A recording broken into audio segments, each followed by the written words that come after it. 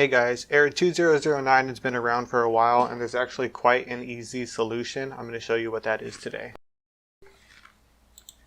The solution is simple, it just may be inconvenient.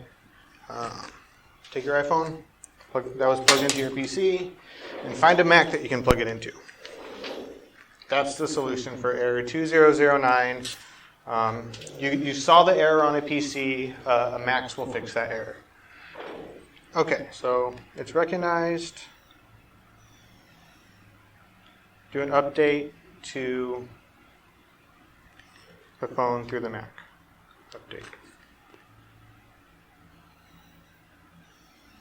Install any software that may be required. Once I go through this process, I'll come back and I'll show you how it went.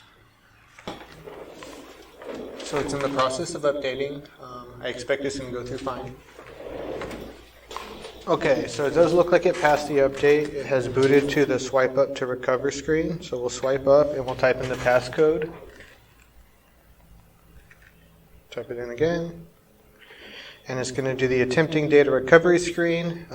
After it finishes this screen, it should boot up and data should be there. So I'll come back at that point. And it worked. So pass the update. Software update complete, trust this computer. And once you go through all these prompts, all your data is going to be there. So, this is great. This solution was given to me from an unlikely source. The first spot I saw it was actually in the comments section of my error 1110 video. A commenter actually recommended trying this for this error.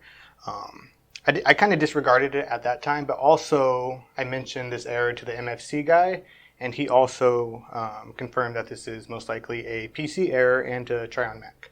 So big shout out and thank you to those guys.